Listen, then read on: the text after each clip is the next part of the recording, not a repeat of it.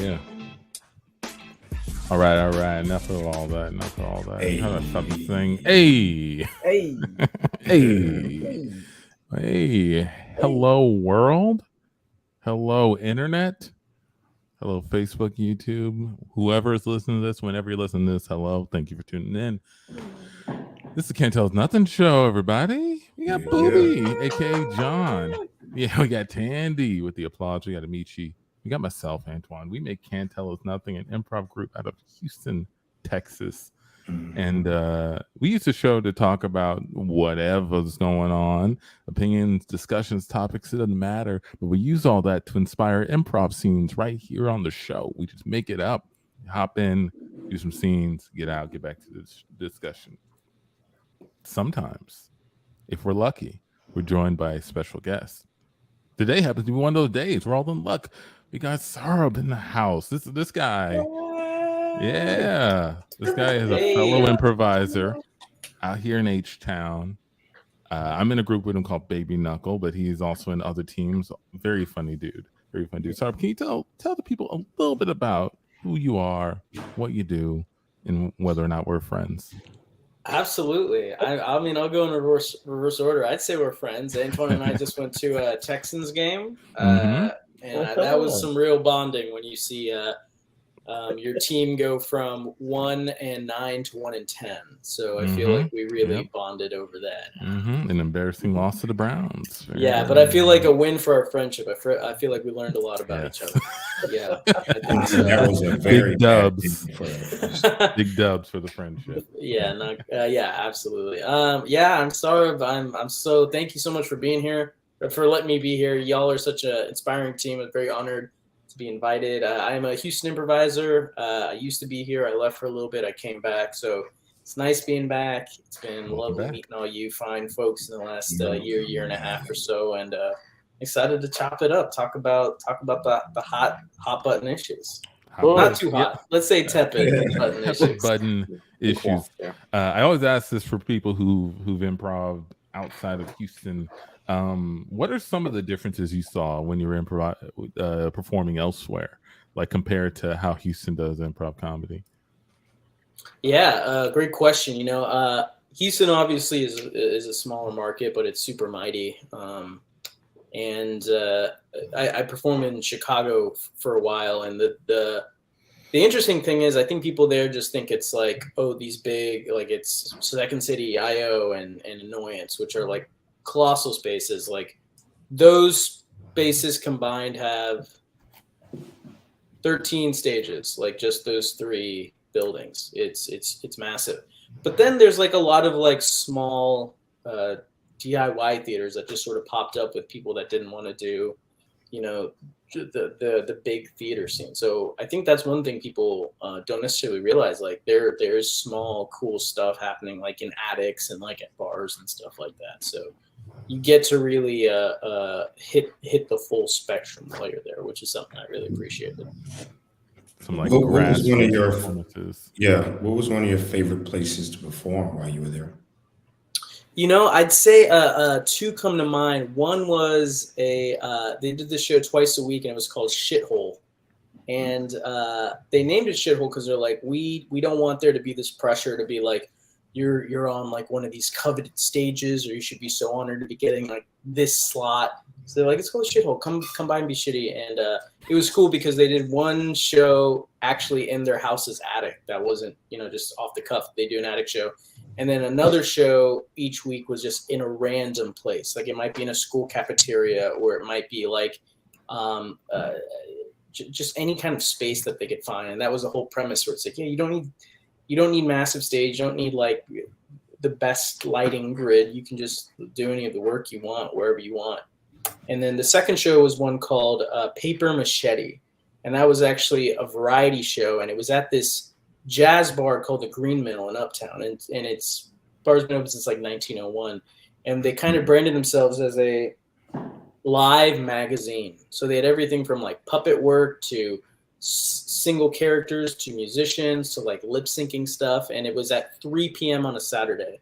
And it was completely packed every single Saturday in this jazz bar. So I really respected those shows because they were like, we don't have to, and I say that being like a Second City guy, IO guy, you know, like I played the machine of it and I had a blast, but also I had so much fun doing these small things that were like, we get to choose what our art is and we can celebrate it however we want, which is what I really respected about those two places.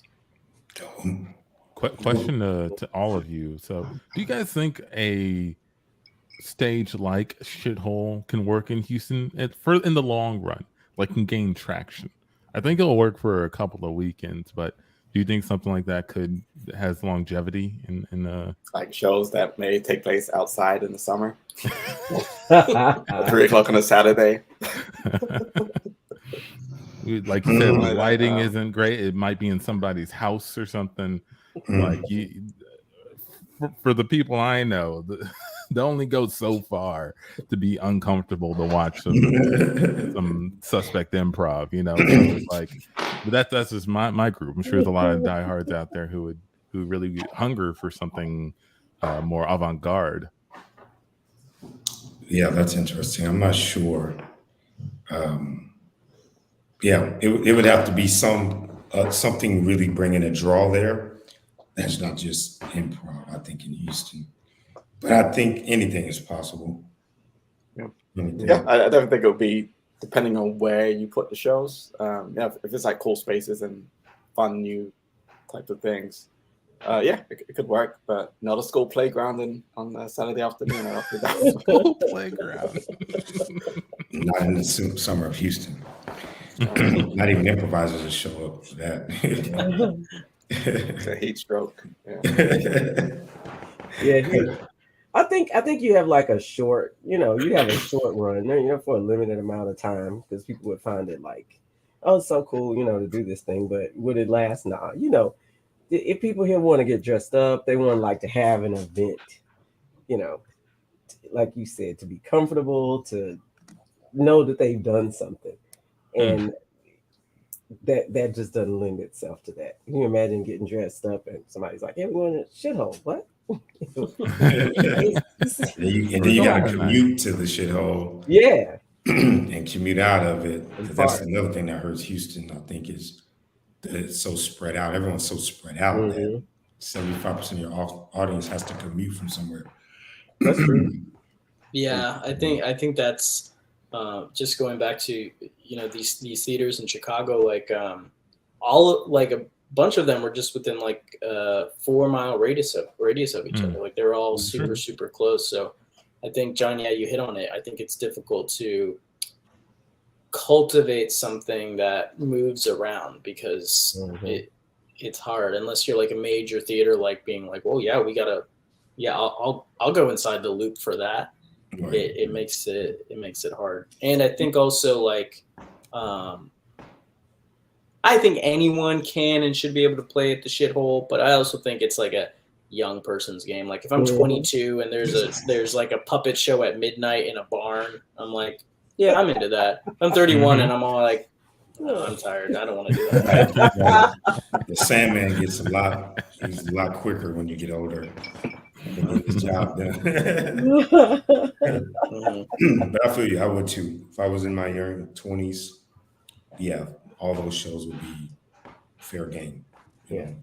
Sure. But you're right. I ain't driving far for nothing avant-garde. Avant-garde got to be next door. I'm not going to Spring. I'm not going. Yeah, I ain't getting on 249. I'm not doing all that.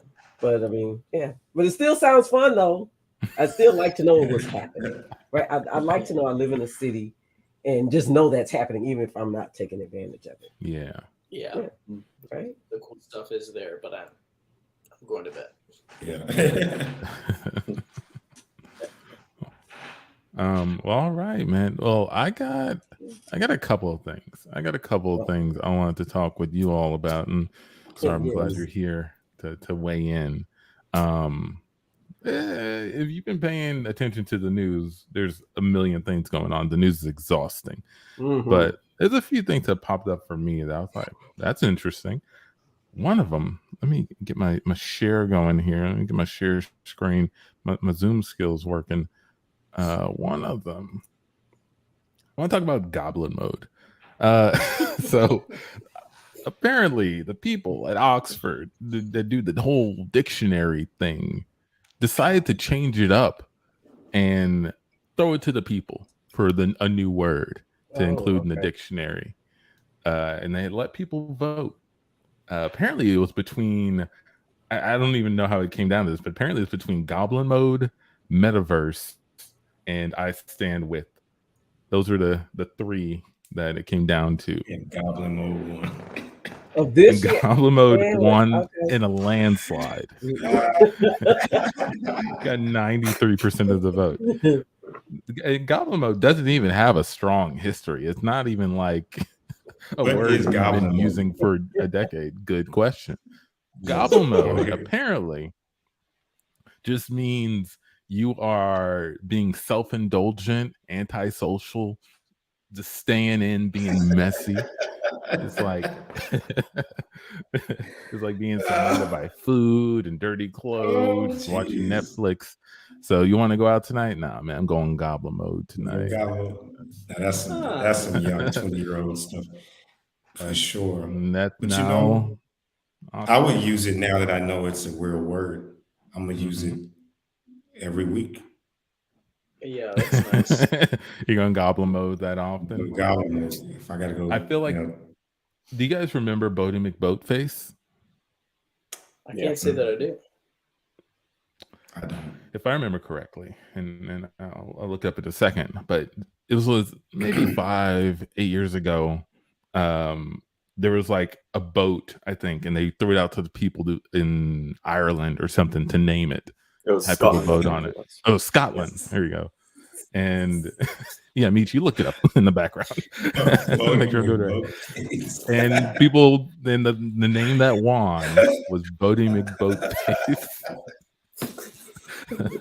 That's why we can't have nice things. Like you can't. I mean, the masses it's to come up with a remarkable name. Sure.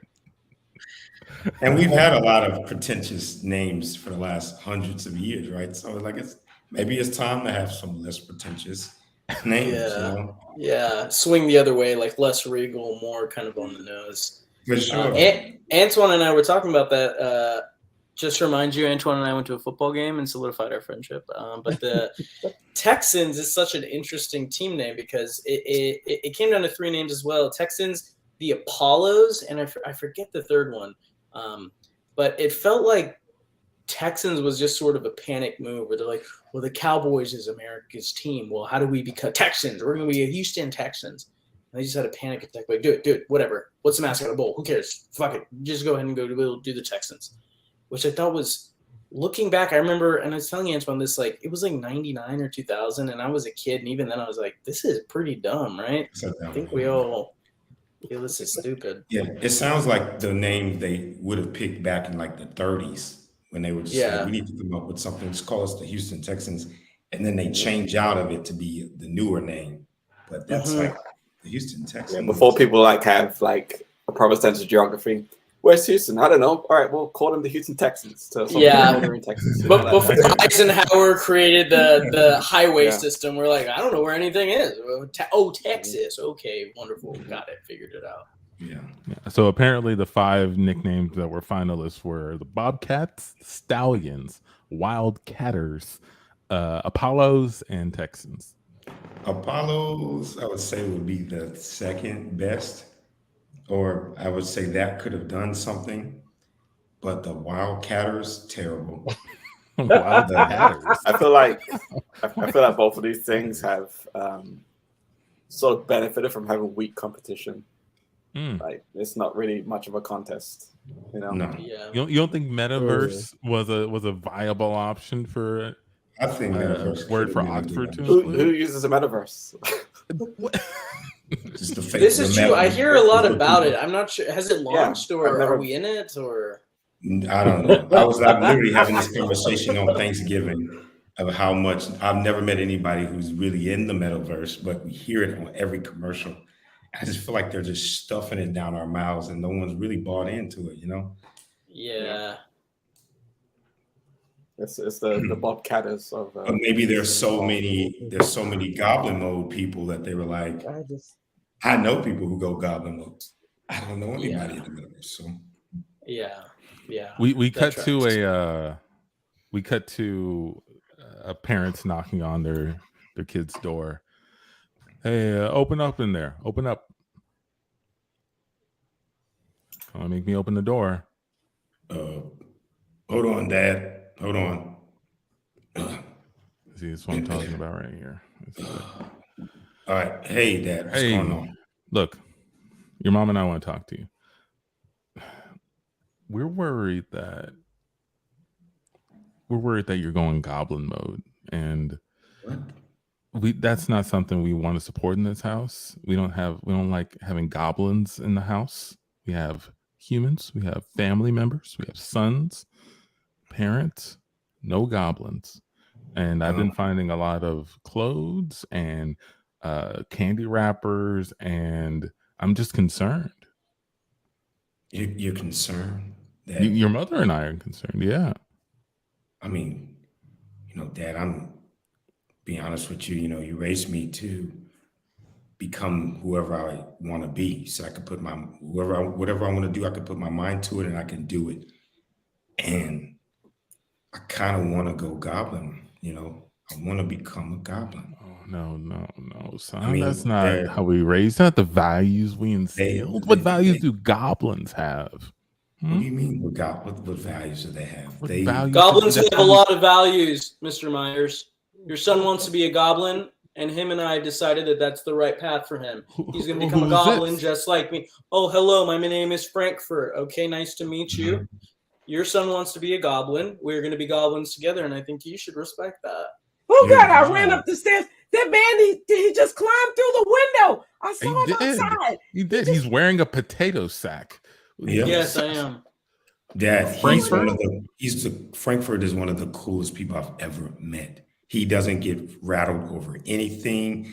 He always eats the best foods, and he's always just so chill. And you guys are always so anxious and worried about doing work and stuff. I don't want to live like that. Is this part of this new goblin mode? It is. Let me take a picture. I'm gonna go share it with Francine. I'm gonna take a picture of him, and I'll see if she's seen anything like this. I'll be right back. Oh, okay, you talking to Francine, Marge. Francine is also considering going goblin mode. It's not just your son in the neighborhood, okay? Whoa. Are you spreading goblin mode around the neighborhood? You're infecting our youth. You infected my son. He didn't really affect me. Yeah. If anything, your son came to me. Oh, no. Explain. Well, I think in a too sturdy, too tight of a lifestyle, now more than ever being inundated with so much structure, Goblin Mode isn't affecting other people. Other people are absconding to the House of Goblin, okay? Mm-hmm. And I would say you try the exact same thing. It's hard for me to take you seriously. You don't have any shoes on, and you're wearing a potato sack. Oh, see that? You're being completely disheveled. Why should I listen? You're being prejudiced right now, Dad. You don't even know Frankfurt. This is your future you're looking at right here. That's what you want to be? You want to be someone wearing very, very comfortable clothing and doesn't have to pay arm and a leg for shoes anymore? Yeah. Okay. Right. I buy comfortable clothing. I do the best I can. Oh, see what you've done to your mother. No. Did you see him snapping? He snapped his fingers at us. It may be too late already. Look how long his nails are. Oh my God. What happened? Oh, let me ask you, Linda. Linda, let me ask you. Linda, when was the last time you had a break? When was the last time Linda took care of Linda? No. When was the last time Linda went goblin mode? Frankfurt, don't you try infecting my wife, okay? She is not going to fall for this, right, honey? You got it, Mama. It has been a while since I had a break. And see.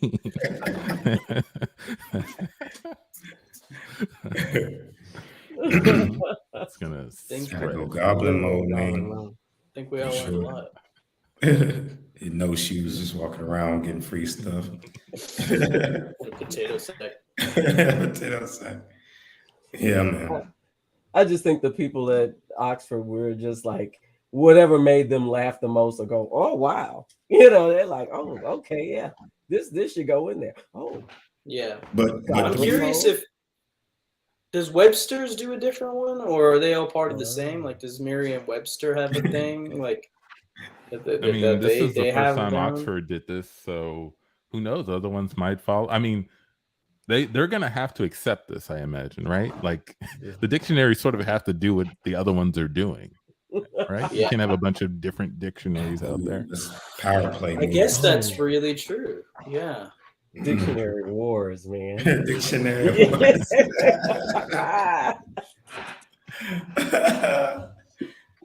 I'm not gonna lie, man.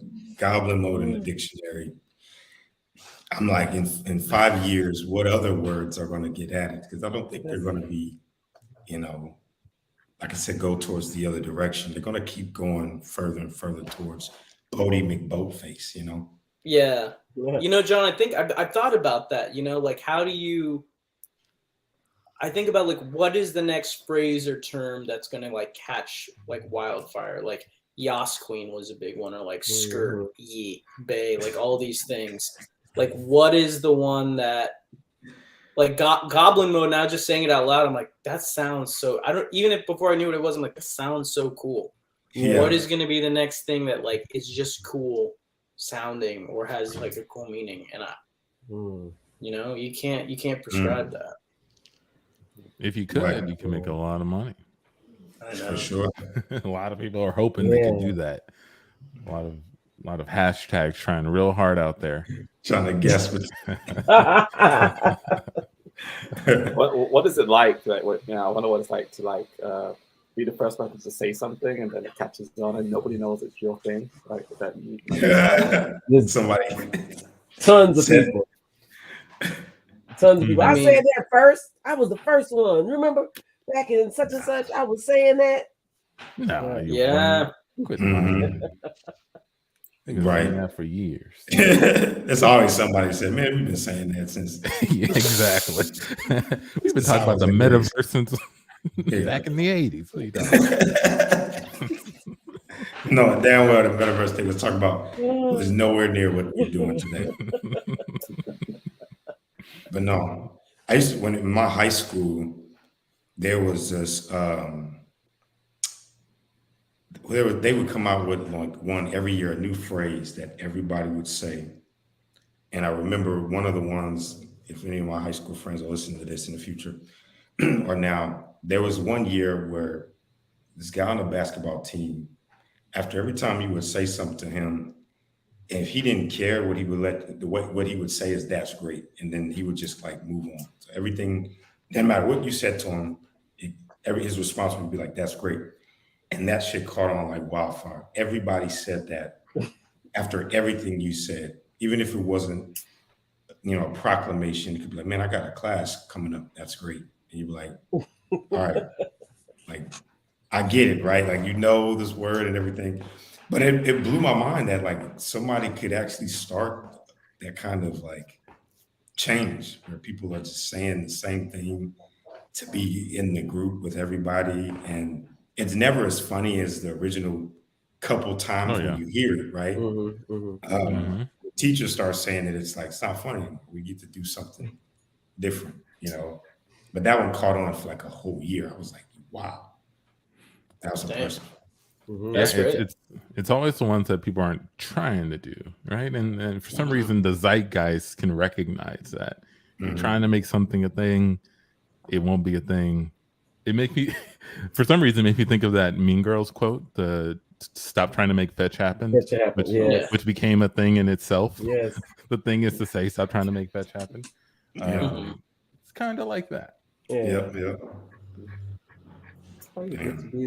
But it's always the cool, not always, but usually it's like a cool person or, I mean, for something to kind of catch. Yeah, because there's no like sideline person who says something intentionally and people are like, oh yeah, that's great. We're gonna say what they say.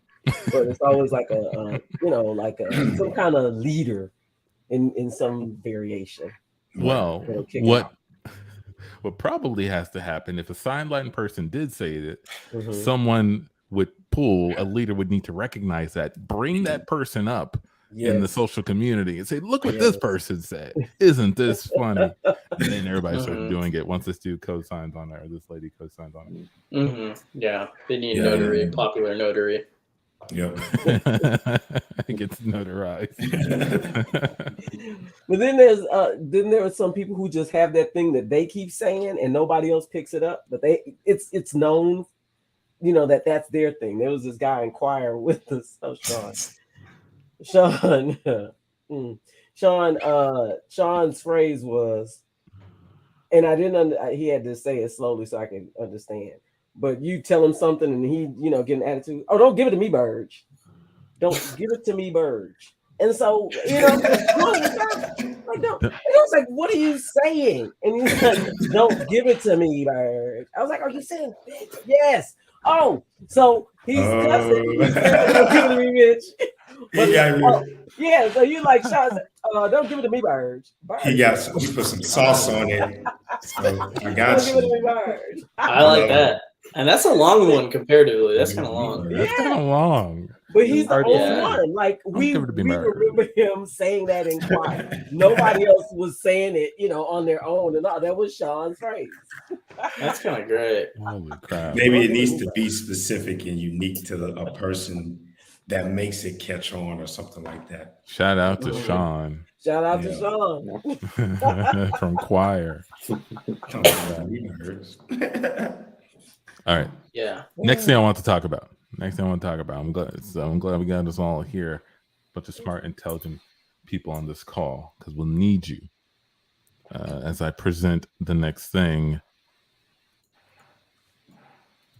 So the title of this article on NPR: Supreme Court hears case of web designer who doesn't want to work on same-sex weddings.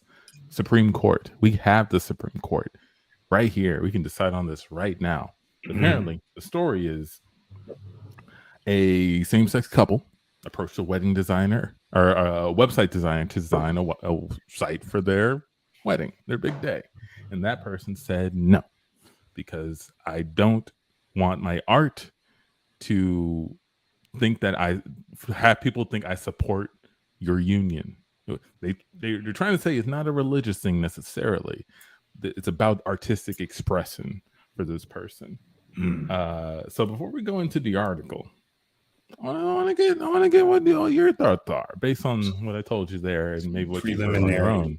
Yeah, preliminary judgment. Should an artist be able to decide, quote unquote artists in this case, right? Quote unquote artists be able to decide who they do work for, whether or not they agree with their message, who they are, what they represent?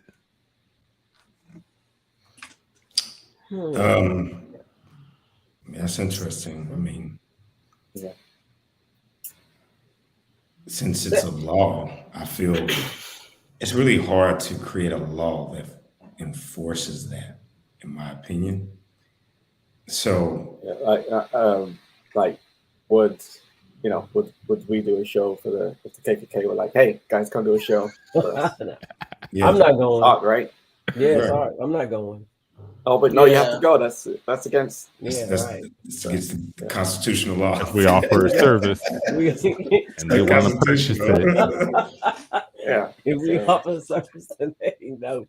Yeah, if you want to be held accountable for treason, you don't have to do it, but they're going to lock your ass up. Treason. It's interesting because for me, I'm like, if you're a business, like that's your livelihood, do what if you don't want to do it, no one should have to make you do it. As like states' rights as that feels, but I'm like, yeah, it's great. I don't even know why the Supreme Court's resources are being utilized in this way. Me neither. They don't want to make a website. She probably makes shitty websites anyway. Who gives a shit? Yeah. But it's interesting to talk about it like in an artistic forum, because I think about this a lot too, where it's like art in general, like it is a scale or a medium that changes so much, where it's like, okay, advertising is like an art form, web development, absolutely a website. But then you're also going to say modern dance or like what we do, improvised theater, where does that fold in? And I don't know if I necessarily agree with this all the time, but I think in the abstract, I get it, that they say art ultimately is holding up a mirror to society. So it is some sort of reflection of what people do, reflection of people's needs. So yeah, like, are you trying to critique something? Are you trying to satirize something? Are you trying to paint a bowl of bananas? Are you trying to, make straight people websites? It's like, great, I guess you navigate what your artistic contribution is based on your medium. And like, I don't know. And I sure don't think the Supreme Court knows either. Hell to no. No, why are they the ones navigate? There should be some other artistic coalition or something like that. Oh my God. Yeah. You guys the Artistic Coalition. I'm sorry. It's not about that. about Art 4 judge. years ago. I remember this. The Colorado Baker. You remember this, right? Yeah. Also, Yeah. I'm listening. I apologize. I'll step away for just a second, but I'm listening. No problem. But even more, this reminds me of Chick-fil-A. I mean, Chick-fil-A is open about some of their views. They don't necessarily, but they don't refuse to serve service people. I guess if they're saying, are they violating a civil right? Right? Like, Yeah, I guess that's what they're asking. That's a tricky one, man. It's a tricky one. It's a tricky one. While you're sorting through the trickiness of it, one thing I do want to recognize in this article is, as they're quoting some of the people on Supreme Court, the judges, they kind of go into an if this then what series of comparisons, which I think is kind of interesting. Yeah. Let me try to find them. They kind of start with saying, okay, so you're a website designer, you don't want to make a website for a same-sex couple. Well, what if a website designer didn't want to make a website for an interracial couple? Should they not be? Should that be allowed? Can you refuse that? And then it goes. That's the trickiness of, like, that's what said it can be. Well, now it makes sense why it might get to the Supreme Court, because it's got to be. Do you want to force someone to do that for you? Like, what kind of job are they going to do? What things are going to be in there that trying to slide in because they don't like you, or will they do a good job because they don't like you? What about a hypothetical photography business that is recreating scenes of children sitting on Santa's lap at a mall, and the project aims to take a nostalgia of photographs with sepia colors and capture the feeling of 1940s and 50s, but they're trying to capture the feelings of certain areas, so their policy is only white children can be photographed with Santa. Would that be permissible? Would that be?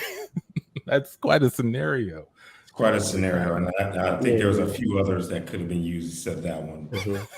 I think the point is that if you're discriminating against people who are, or a group that's in a protected class, or there's some sort of anti-discrimination policy or law regarding their identity, is that it? Because that's like the difference between hitting somebody, like slapping them in the face because they said something, versus slapping them in the face because they're black and you don't like black people. Now that's a hate crime, right? Isn't there something to that?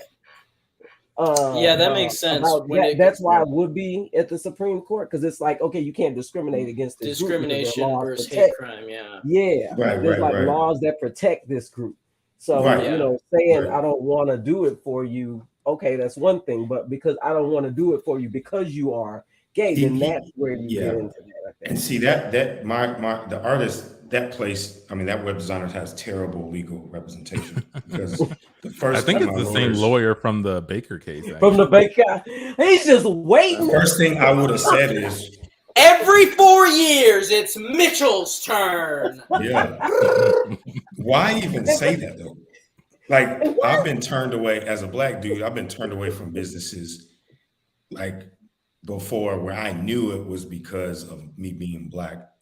As long as they don't say it, you can never prove it. I can never have a case against them. They could just say, we have the right to refuse business to anybody, Yeah. But when you say it to me, then that's like you're outwardly. Yeah. You want that fight. Provoke. You want that fight. Yeah. it's just not a good choice to me. And why is it always about somebody's celebration of life? Why can't it be like, I don't want to fix your car as a mechanic because I don't fix cars for gay people? You don't do that. It's always like it's your birthday, it's a wedding. It's something to celebrate. Why? Yeah, you know what? That's something very real, Tandy. That's very true. Where it's like, I want to diminish your I want to diminish that. Your celebration of existing in this world. That's so real. Wow, I didn't even think about that. I don't turn you down. I don't like not sell you an onion because you got. That's true. They're not stopping that. Like my white onions, get out of here. Yeah, I've never heard anyone get turned down at a funeral. Like, we're not gonna have the body shown in his funeral home because it's gay or same sex or something like that. So I agree with you. It's the thing that's interesting to me because like there's like this thing about it short term and long term, where like the short term is like, oh, you want to be a fucked up like racist or discriminatory business, do what you need to do. I won't go there. People that know their mind. But then the other thing is like, I think about how when we don't engage that in any capacity, we're pushing those people to the periphery.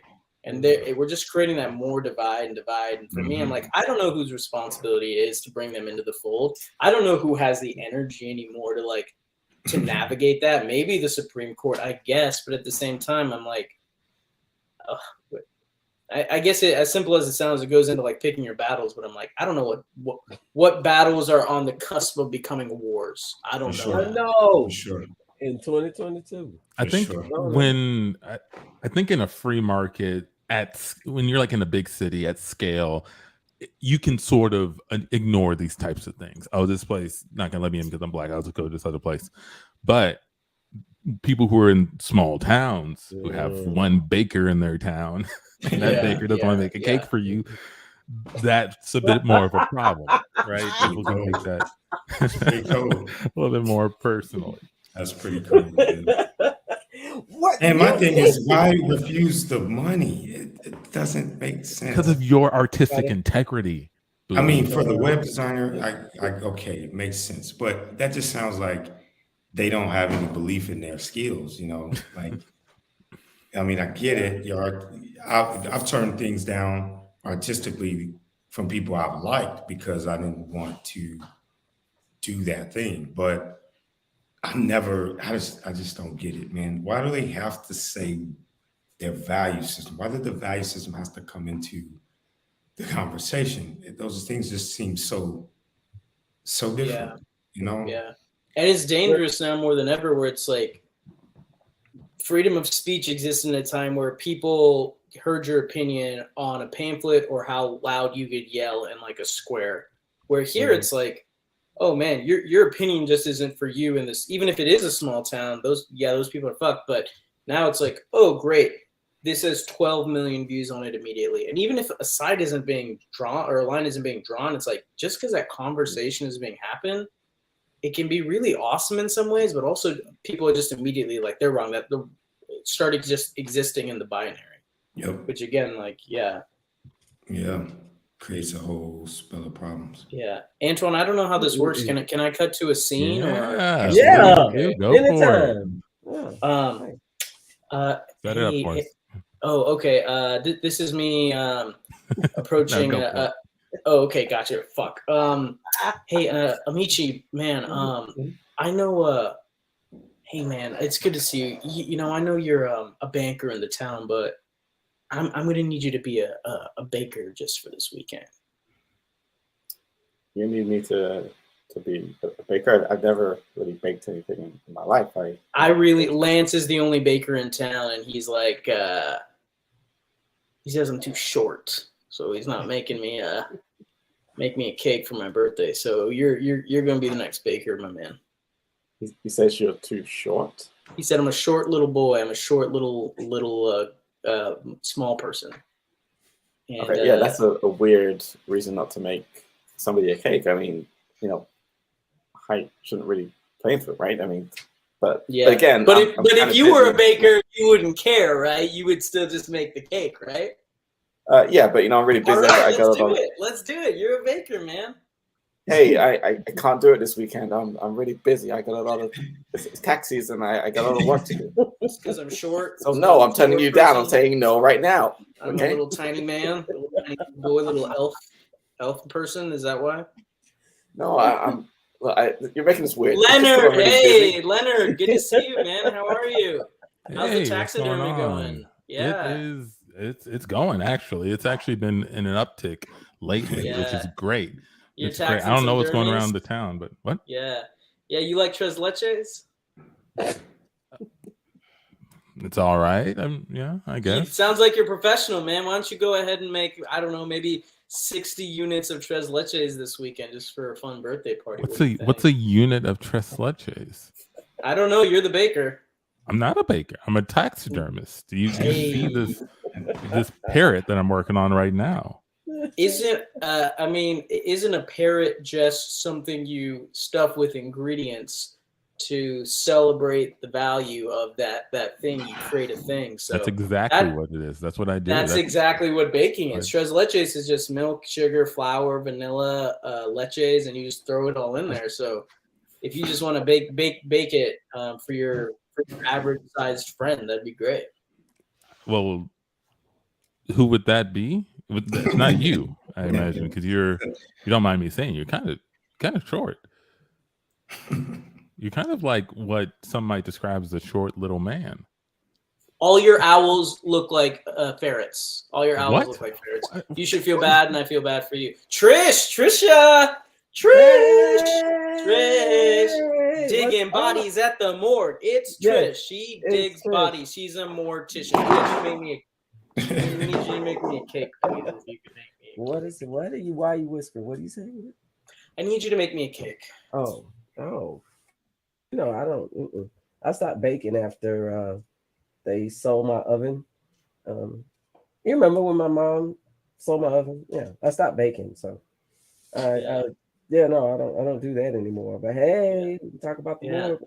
Yeah. Well, that's why I came here. I remember your mom sold your oven because she was like, "You're a small person, just like me." She's like, "We're small, so we have this small thing in common." Yeah. So no one wants to make a cake for Shorty Billy here, tiny little toad. So I thought, you know what? I got an oven for you. Bake it up, and you don't have to. You know how you formaldehyde bodies and you fill them up? Of course. Now you're just gonna do that with like a fun cookie cake style kind of. Yeah, no, but I just, I used to bake. I don't anymore.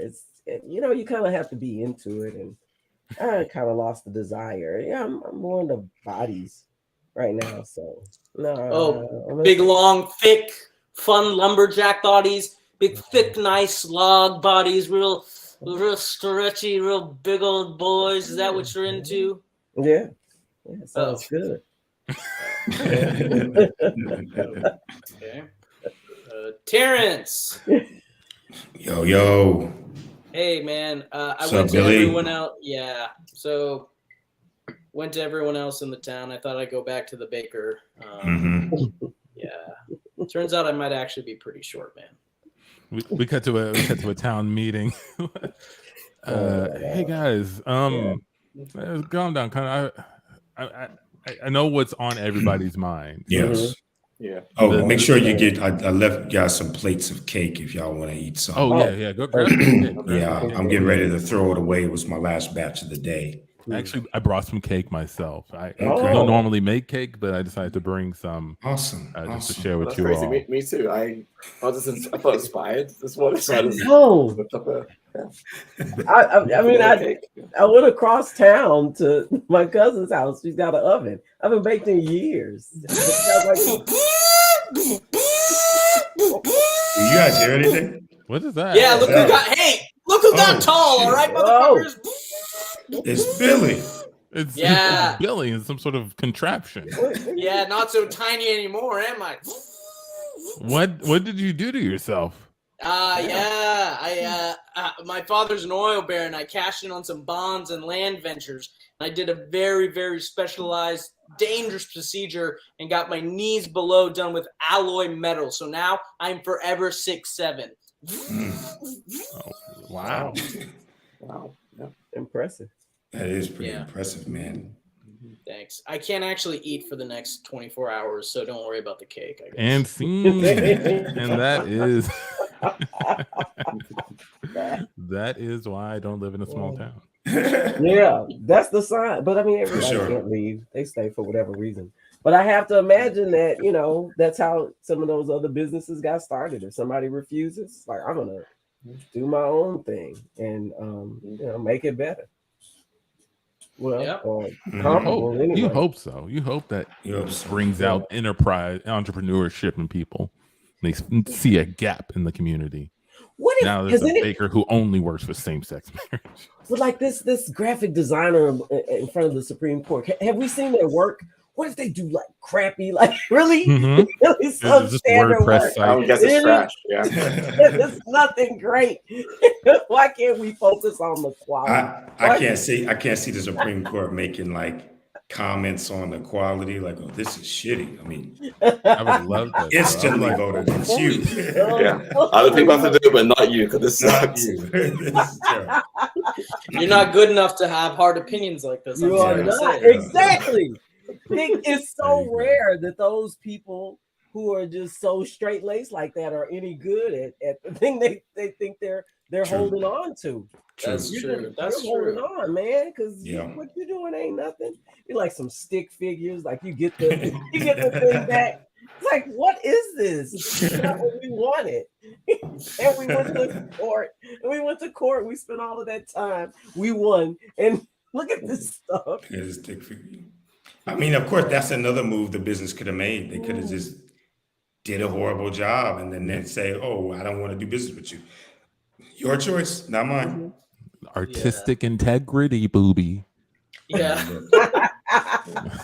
Artistic integrity. I'm not going to passively utilize my hate to get you to quit. I'm going to force you to know my hate and not engage. Shout out to the Great American Family Network.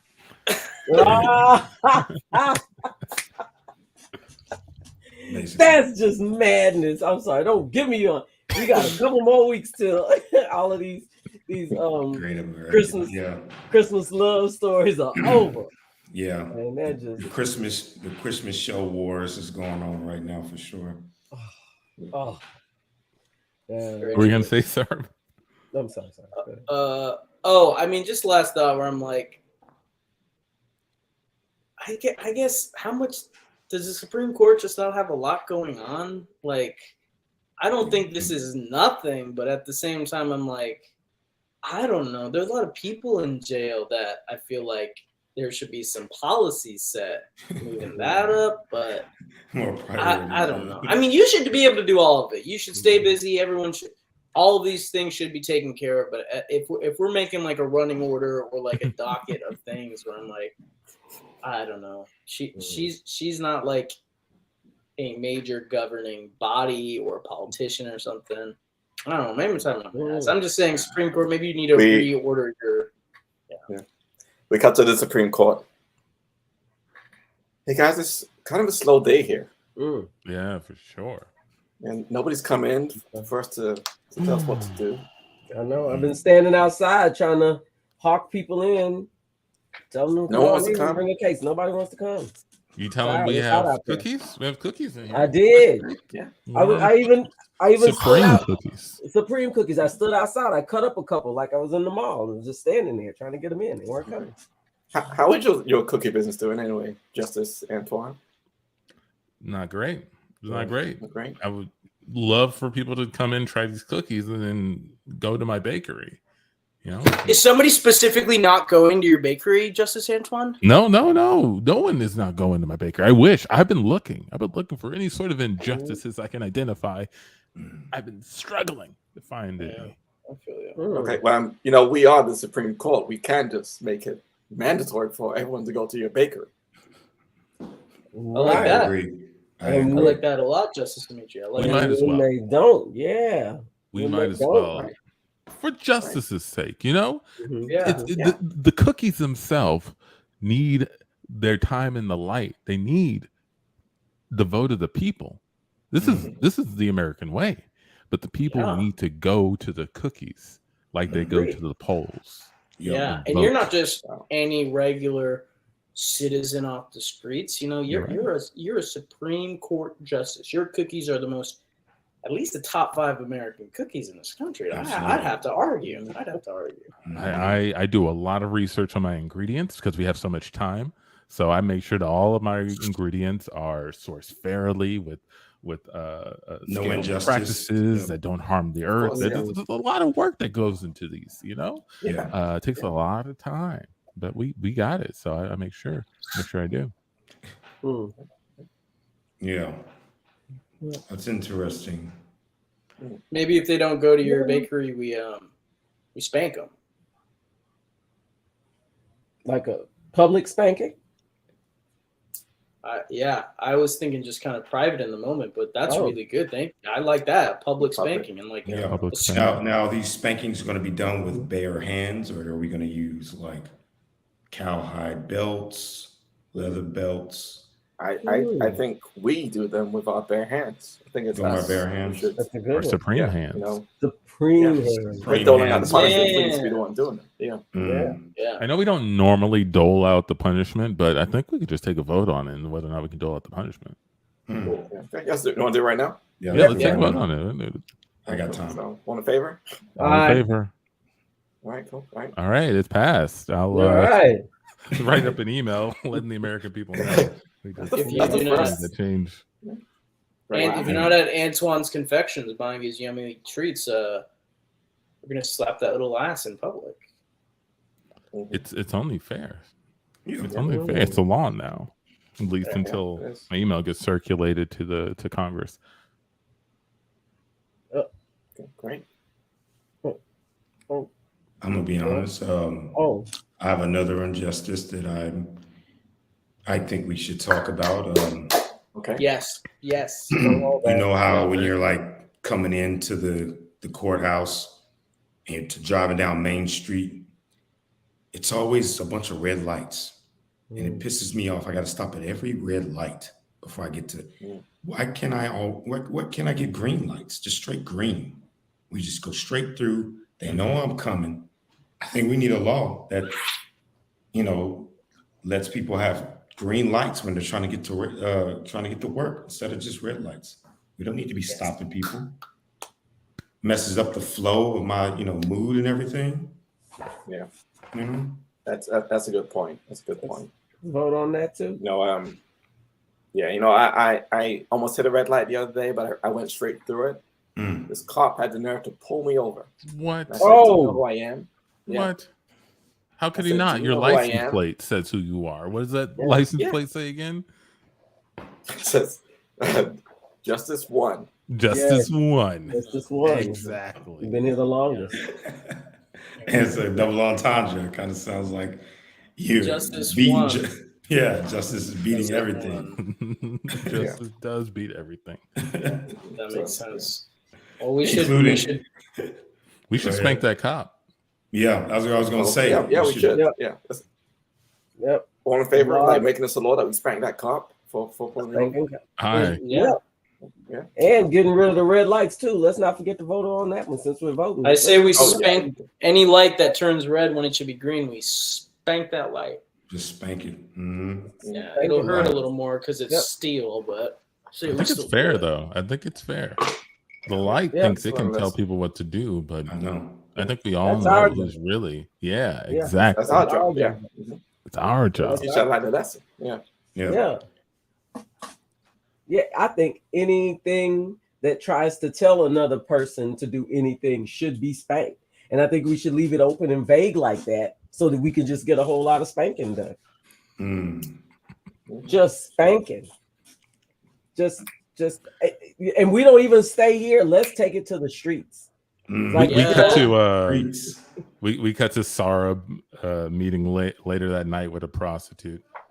I know normally when we meet in the past and you've hired me, you get spanked a lot, but a new law just passed and I can't spank you anymore. Only Supreme Court justices can spank people. And I don't want to go to jail. No, baby Charlene, I am Supreme Court does. I'm gonna put you in jail. You can spank me. We're good. It's just you and me right now. I don't know. The law. It's the law. You know the law, aren't you? I know Aren't the you law. for We justice? voted.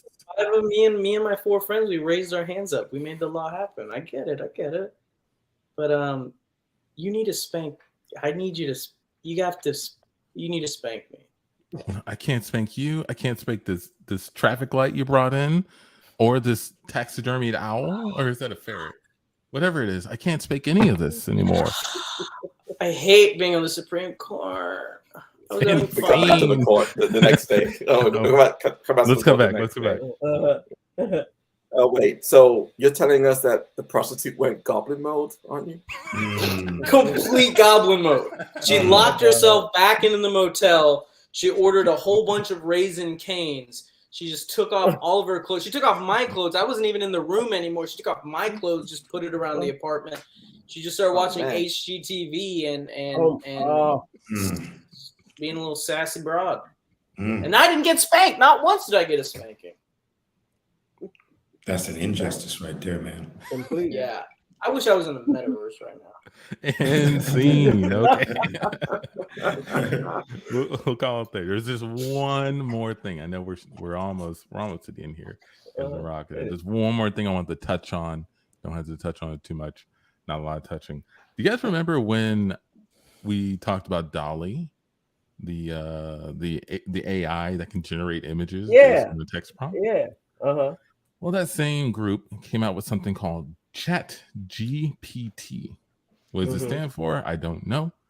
But what it is sort of interesting. I've only started playing with it today.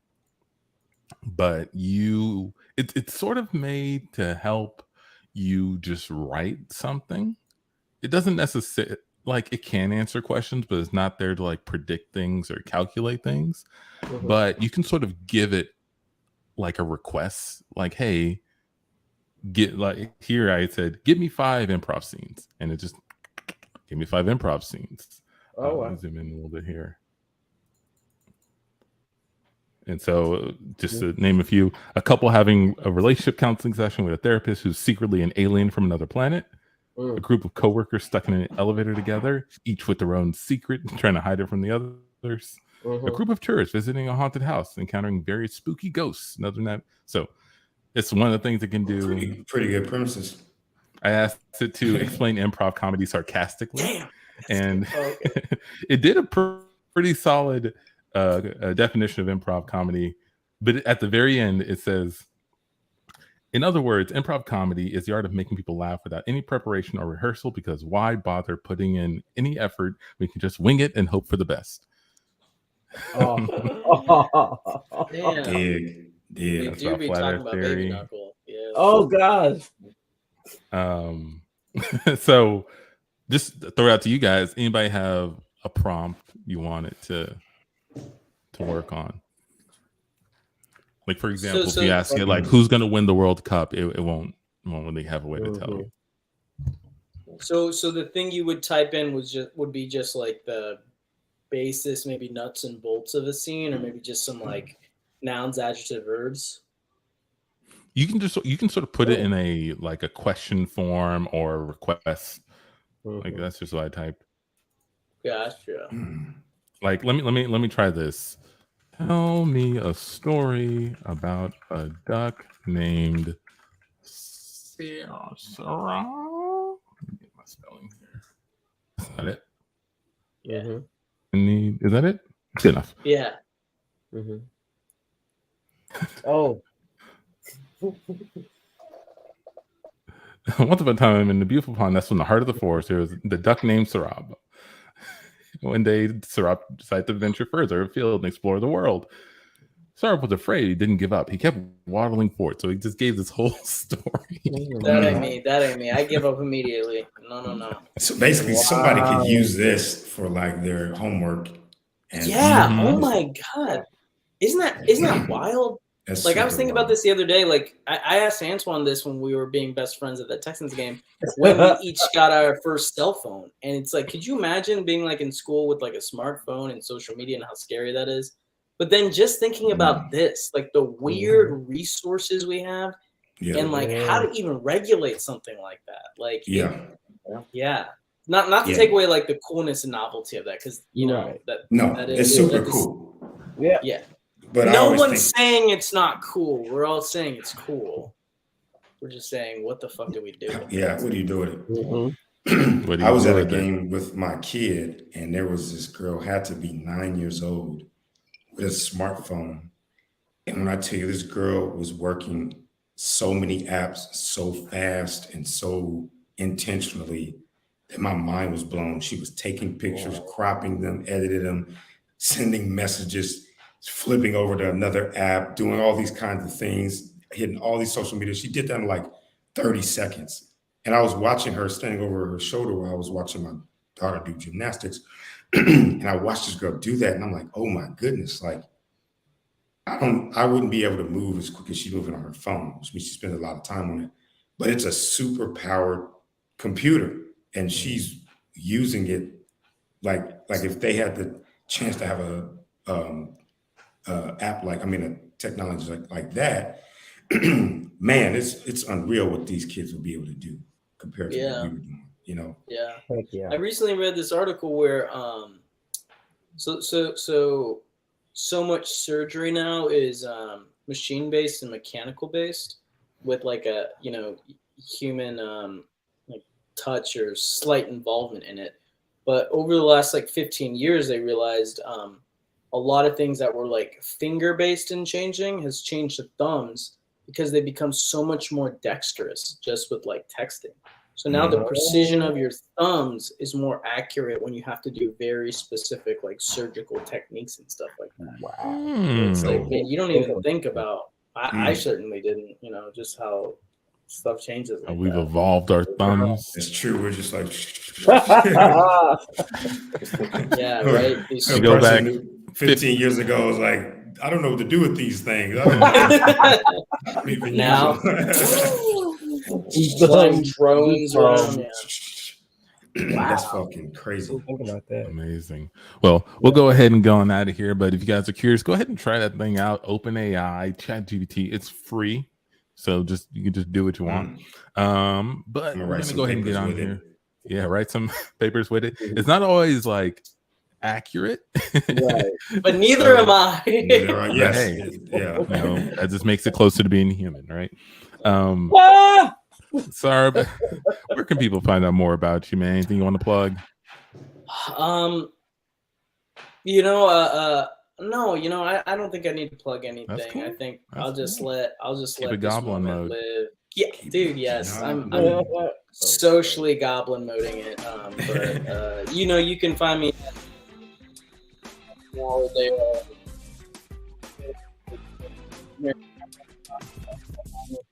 But otherwise, I'm just so thankful and grateful y'all invited me out and let me chop it up and like do some goofy scenes with you. So thank you so much for having me. No problem, man. No problem. Yeah. Thank you for hanging with us, sir. It was great. Yeah. It was great. Well, then we're gonna go on out of here. For John, for Amici, for Tandy, for myself, Can't Tell Not the Show. Thank you again, Saurabh, for hopping on. We'll see you guys on the third Tuesday of this month. Until then, way out.